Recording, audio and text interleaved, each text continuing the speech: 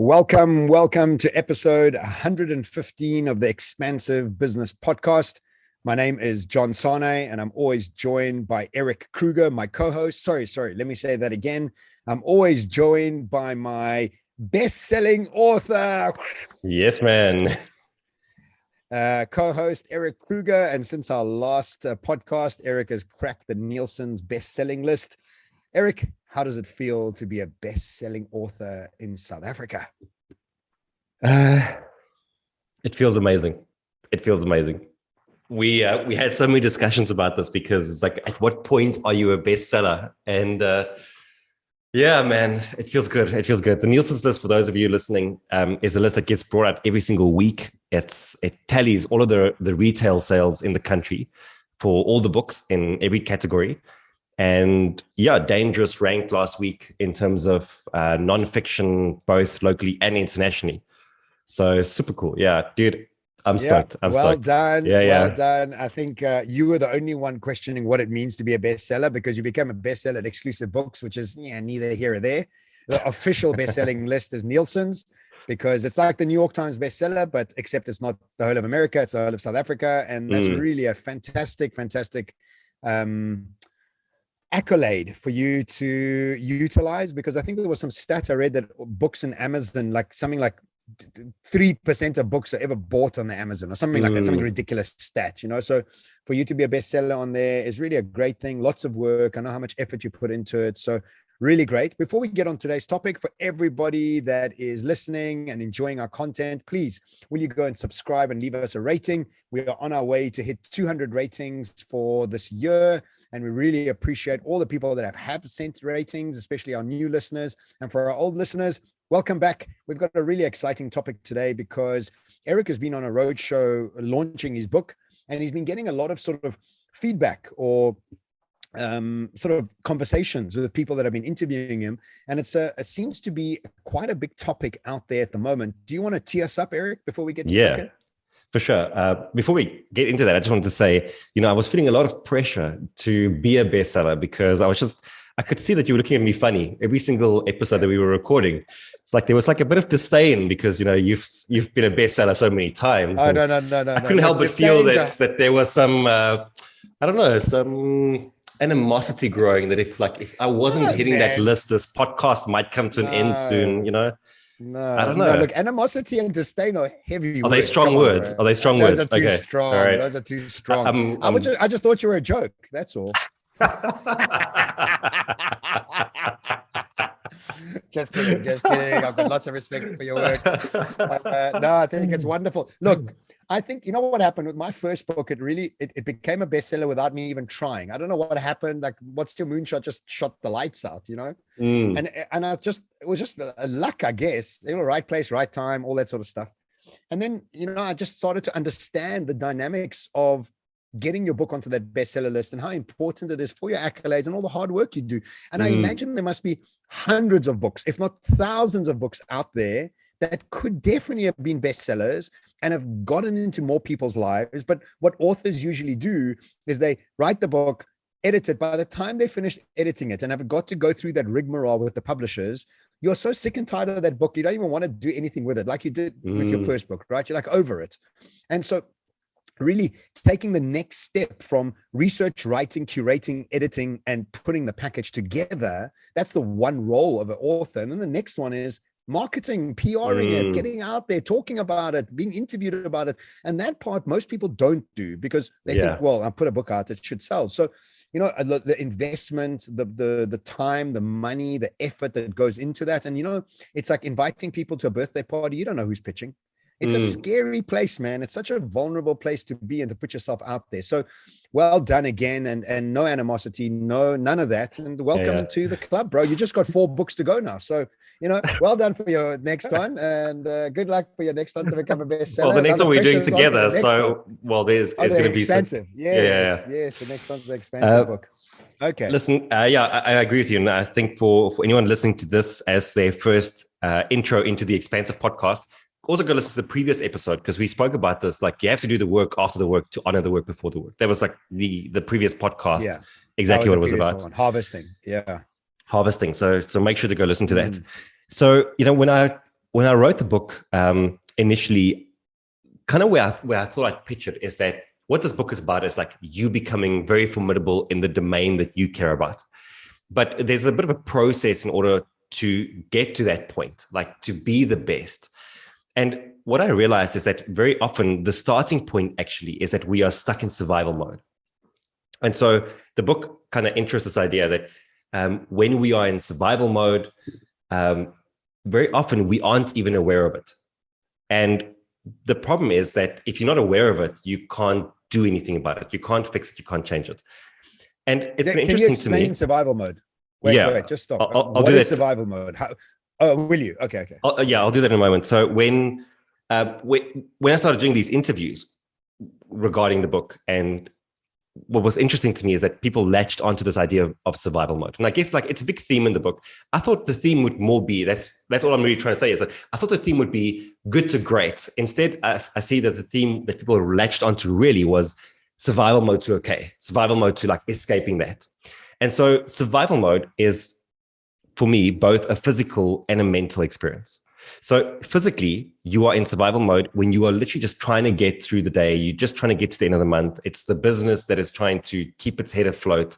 It's a person that's trying to figure out how they're going to pay their bills, right? Like we physically know we are in survival mode. Might be you fighting some sort of a disease. Could be a few different things. And then mentally, we go into survival mode when we start operating from this place of anxiety, fear, frustration, when we are reactive, when we are not growing, when we are not taking risk. And what's important to know is that you can be in mental survival mode without being there physically. So like your life could actually be doing pretty well. Like you could be succeeding in every front and in every challenge you take on, but mentally you could still be stuck in survival mode. Emotionally. Exactly, yeah. And emotionally, yeah. Yeah. Okay. But when you are there physically, I think it's almost impossible not to also be there mentally. So the thing that I realized is that when I wrote the book, I kind of enter the idea in the first chapter because I speak about this client of mine who everything in his life was going great, yet mentally he was in survival mode. Mm-hmm. And what does it take to then escape survival mode? What does it feel like to be in survival mode? And what I think I want us then to do with this episode today is to say, we all slip into survival mode from time to time. Like this is going to happen to you, irrespective of what your life looks like. And the question is, once you are there, what do you do about it? So before I even kick off, like, does that answer your question about what is survival mode? And also, what is survival mode to you? Like when you hear that word, what does it mean to you? Look, I think the emotion that I feel from a lot of people and they speak about is that they're anxious and there's uncertainty and they at a crossroads or they not sure of what's next. And I think survival mode has different layering to it, just waking up anxious or can't getting rid of anxiousness or being sort of angry with the world for things not working out the way you wanted it to, or not getting over some grief that somebody you lost a while back, a relationship or somebody passed. I think the emotions that survival mode bring up are important to highlight so that we understand the language and the anchor point into exactly what they are. And I imagine that it's any emotion that's sucking you of energy, and not giving you of an energy. And so I think it's important to direct that. And I think that the level of uncertainty that we have makes all of us feel a level of survival because we're like, we don't know what's next. We don't know what's going to happen next. And we don't know which way we're going. Is my career going in the right direction? Is my relationship in the right place? Is where I'm living in the right space? And so there's lots of questions out there. So once you identify the survival mode process, what would you say the process is to move towards, I don't know, good? Not from good to great, but from survival to good. And so how would you break that down? Before we even get to that, I would even go further and say that when you feel anxiety, survival mode would be anxiety without growth. Whereas survival mode would be just pure anxiety. And like, because of that, you end up spinning your wheels. Because I think it's one thing to feel the anxiety, but still use that as a way of driving yourself forward versus like feeling the anxiety and just sitting in it and just wallowing in it. I speak about 3 different ways that you identify survival mode. The one is that you are reactive to everything around you all the time. So you never prepare for tomorrow. You never do anything that's going to put you onto the front foot. You are always just on the back foot. Secondly, is that you operate from fear, frustration, anxiety. And what this means is that it creates these 2 distortions, the distortion of probability and the distortion of severity. And the distortion of probability says that things are likely to go wrong. And the distortion of severity says that when things go wrong, it's going to be catastrophic. Catastrophic. Yeah. And so what happens is that, during the day, you are very reactive, busy. You're not really thinking about tomorrow. You're not really planning. You're not being proactive. And then at night, when you finally switch off, your hands go idle, your brain fires up. And all of a sudden you're like, well, there are these things in my life. They are probably going to go wrong. When they're going to go wrong, it's going to be catastrophic. That creates more anxiety, more fear, more frustration. You wake up the next morning. What do? Go straight back into being reactive. And that cycle just perpetuates itself. And so because of those 2 things, the final thing that happens is that what you do in survival mode keeps you in survival mode. And that's the thing that becomes invisible to people, is that there's a certain pattern of thinking, feeling, and acting that you've become so grooved into that you can't even see it anymore. And so that pattern just keeps you exactly where you are. And that's ultimately what we need to try and, it becomes your benchmark. It becomes your benchmark of emotions. It's like, and you often hear people saying, I suffer from anxiety. Well, yeah, if you keep saying that, you will continually suffer from anxiety. It's like you've given up to the fact that you do. I want to challenge something you said a little bit earlier, was that anxiety with progress is okay. Anxiety with no progress is not okay. I don't think any anxiety at all is okay. I just think that the energy of anxiety is something that is negative. It's not something that's sustaining. It doesn't give you future energy. It's sucking energy from the future. You're running away, not towards. And so what would you say to that aspect of it? Because I don't think any level of, look, ultimately as a human being, you want to be excited and optimistic about the future.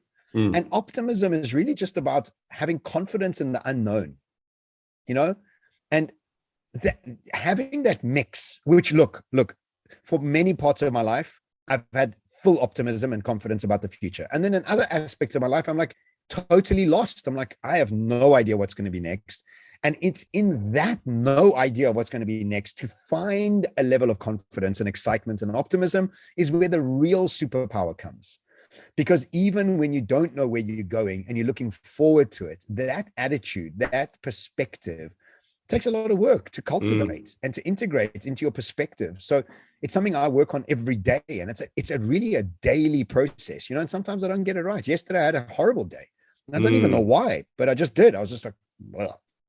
So yeah, what would you say about those anxiousness ideas? Yeah, I think maybe we talk about anxiousness in 2 broader terms. Right. Maybe, like there are different levels of anxiety. Maybe even how I think about anxiety is different to how you think about it in terms of what it actually is. In my mind, when I think of anxiety, it's a nervousness and an anticipation of what the future might hold. And so I think that because the future is so uncertain, I think that for many people, negative connotation of what the future might hold. Yeah, well, an uncertain expectation of what the future might hold. And it could be negative. But I think like anxiety often plays in the space of like, it's not good or bad. Yeah. Look, I think if you could be in an uncertain place and be excited, you're not anxious. For sure. Yeah, it's the projection of a negativity onto the uncertainty. If you put it like that, and if I had to phrase it in the context of the book, that if there's a threat on the horizon, whatever that threat may be, if it's a big change in the environment, if it's a competitor launching next to you, if it's a new technology that's been established, there's this threat. It's almost impossible that you're not going to feel a level of anxiety about this threat. The question is, what are you going to do about it? And if you do nothing about it, then you end up in survival mode.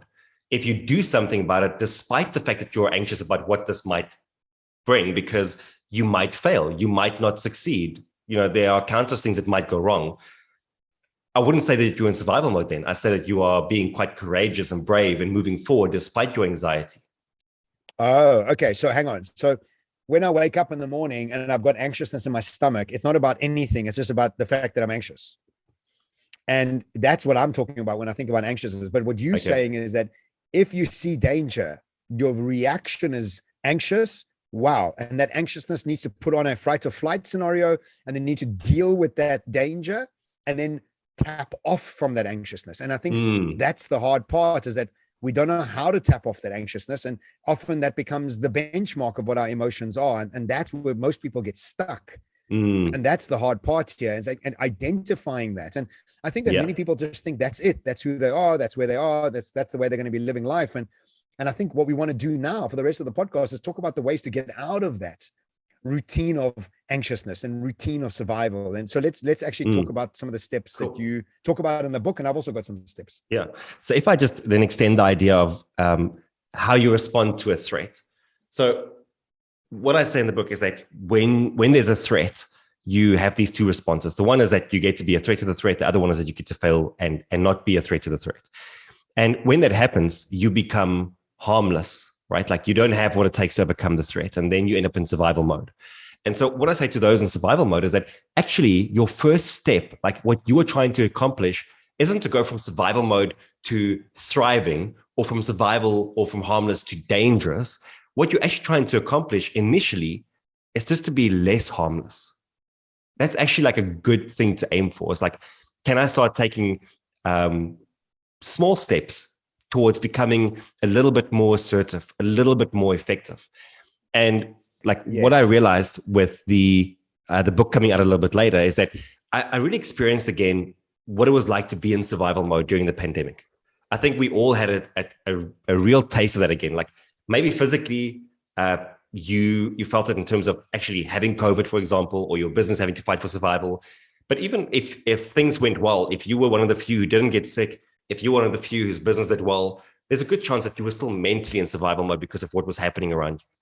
And I think what I really just appreciate today is how difficult it can be to escape survival mode. It has a gravity and a pull to it that is very, very difficult to get out of.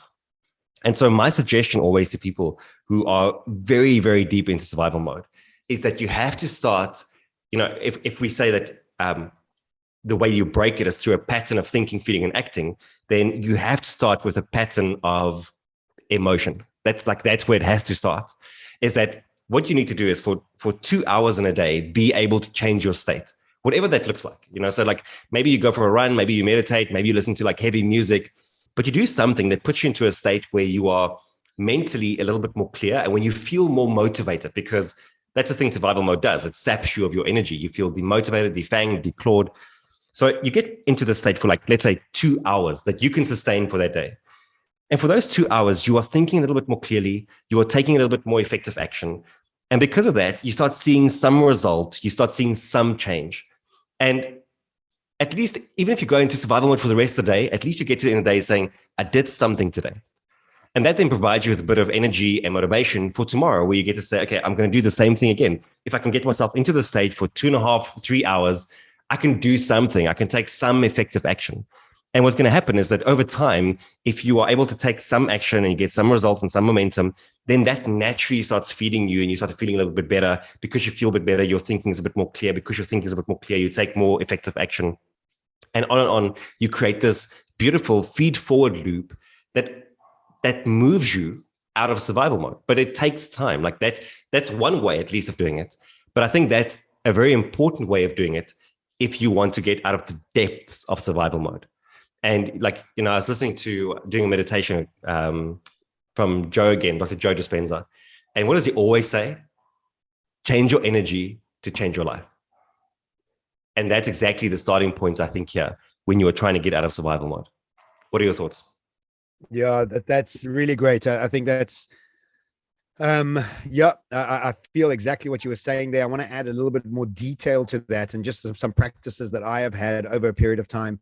And I think it's about just trying to bring as many new inputs into your reality and into your day as early as you can. So if in the mornings you can do a cold water swim, a heavy workout, where you're really moving your heart rate into a place, meditation, coaching, changing up the routine. Our future is based on our behaviors, which is based on our habits, which is based on our rituals. And I think the way that we can identify that we are in survival mode is the beginning of the process. And I myself even find myself sometimes in that sort of plateau, or in that sort of just like funk, and you just don't know what to do with that sort of energy. And really what happened, like this morning I climbed Lion's Head, just to like change things up and get a little bit more energy from that sort of thing. And so there's like the tasks that we need to take on are often things that we don't feel like doing, but the danger of not doing that is that you become used to being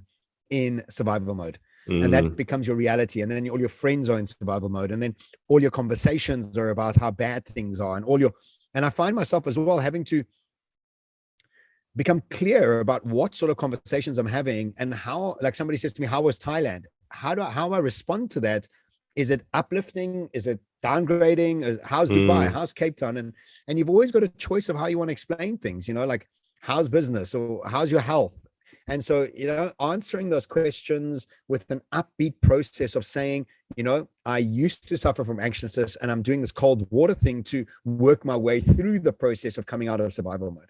And it's always about leading out of, in the conversations, of what it is that you're working out of, so that your reality can be now morphed and created more by your language, and then actually creating the sensory hits.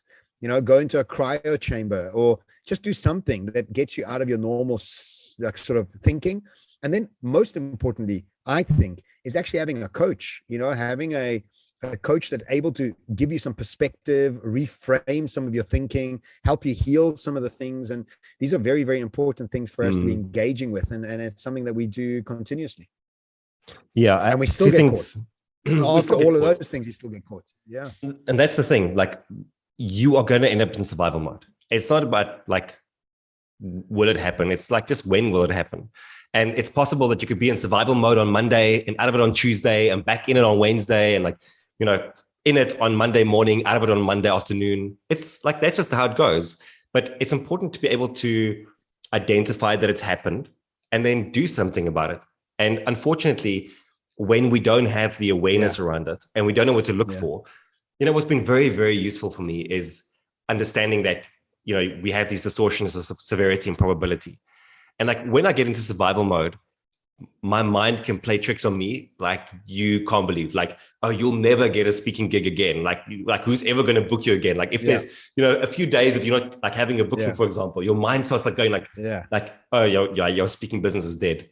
And then it's like, well, and then this is going to happen and that's going to happen. And like, it runs away with you. But knowing that, oh, this is the distortion of severity, you're like, okay. Yeah. Like, I actually expected that my mind was going to do this to me. Now I get to go back. I can get to like have that conversation and then just go back to focusing on what needs to be done. I love that. And that's what I've actually been doing with myself as well. If I do go down that rabbit hole, I'm like, whoa, this is just, what are you doing? This is catastrophe. You're not going down a catastrophe hole. Relax. So look, I think it's been a great topic, and I think it's something that's really high, sort of high on the agenda for many people as we go through this transition from industrial to quantum, as this fourth turning is changing, as so much is changing around us. It's normal to be in this sort of survival mode and stuck in it. I think really what matters most is, what are the plans to jolt ourselves out of them? And one of the things you could do is buy Erik's book called Dangerous, which is out at all good bookstores now. Although your sales would really help to keep him on the bestseller list this coming week as well. But now that he's a bestseller, his hair's different, his energy's different, and his whole way that he shows up has changed phenomenally. Erik, great to be with you again. Thanks, brother, everybody, for joining us today. We're happy to have you on this journey with us. If you enjoyed today's episode, please share it with a family member, a friend, or a colleague if you think they'll benefit from listening to it. And to close off, always remember that you can book myself and Erik for a speaking gig, a strategy gig, or just coming and do some sort of content marketing around leadership and the future for you and your business. Visit us at theexpansive.com. Until next week, have a fantastic 7 days ahead.